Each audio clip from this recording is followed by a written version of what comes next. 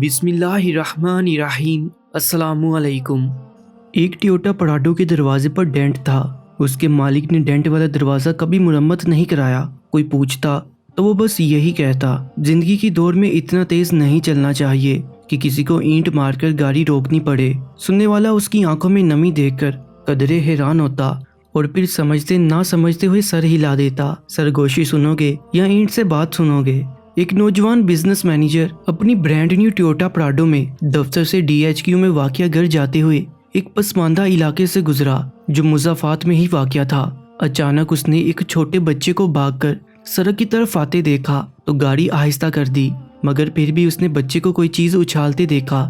دھک آواز کے ساتھ ایک اینٹ اس کی نئی گاڑی کے دروازے پر لگی تھی۔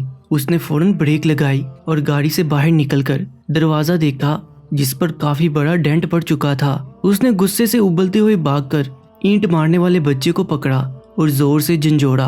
اندھے ہو گئے ہو پاگل کی اولاد، تمہارا باپ اس کے پیسے بڑھے گا، وہ زور سے دارا۔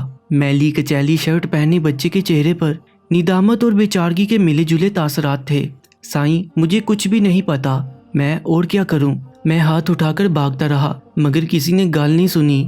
اس نے ٹوٹی پھوٹی اردو میں کچھ کہا۔ اچانک اس کی آنکھوں میں آنسو ابل آئے اور سڑک کے ایک نشیبی علاقے کی جانب اشارہ کیا۔ ادھر میرا ابا گرا پڑا ہے، بہت وزنی ہے، مجھ سے اٹھ نہیں رہا تھا، میں کیا کرتا سائیں؟ بزنس ایگزیکٹو کے چہرے پر ایک حیرانی آئی اور وہ بچے کے ساتھ ساتھ نشیبی علاقے کی طرف بڑھا تو دیکھا ایک معذور شخص اوندے منہ مٹی میں پڑا ہوا تھا اور ساتھ ہی ایک ویل چیئر گری پڑی تھی۔ ایسا دکھائی دے رہا تھا کہ شاید وزن کے باعث بچے سے ویل چیئر سنبھالی نہیں گئی اور نیچے آ گری، اور ساتھ ہی پکے ہوئے چاول بھی گرے ہوئے تھے جو شاید باپ بیٹا کہیں سے مانگ کے لائے تھے۔ سائیں، مہربانی کرو، میرے ابے کو اٹھا کر کرسی پر بٹھا دو۔ اب میلی شرٹ والا بچہ باقاعدہ ہچکیاں لے رہا تھا۔ نوجوان ایگزیکٹو کے گلے میں جیسے پھندا سا لگ گیا۔ اسے معاملہ سمجھ آ گیا اور اپنے غصے پر بہت ندامت محسوس ہو رہی تھی۔ اس نے اپنے سوٹ کی پرواہ کیے بغیر آگے بڑھ کر پوری طاقت لگا کر کراہتے ہوئے مزدور شخص کو اٹھایا اور کسی طرح ویل چیئر پر بٹھا دیا۔ بچے کے باپ کی حالت غیر تھی اور چہرہ خراشوں سے بڑا پڑا تھا۔ وہ بھاگ کر اپنی گاڑی کی طرف گیا اور بٹوے میں سے 50,000 نکالے اور کپ کپاتے ہاتھوں سے مزدور کی جیب میں ڈال دیے۔ پھر ٹیشو پیپر سے اس کی خراشوں کو صاف کیا اور ویل چیئر کو دھکیل کر اوپر لے آیا۔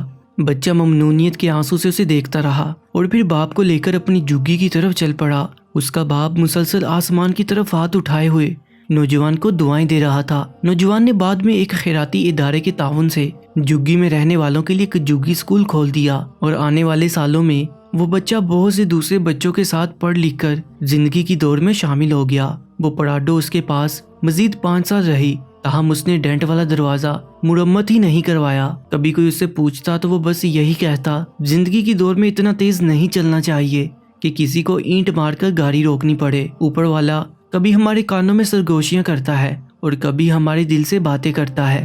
جب ہم اس کی بات سننے سے انکار کر دیتے ہیں تو وہ کبھی کبھار ہماری طرف اینٹ بھی اچھال دیتا ہے، پھر وہ بات ہمیں سننا پڑتی ہے۔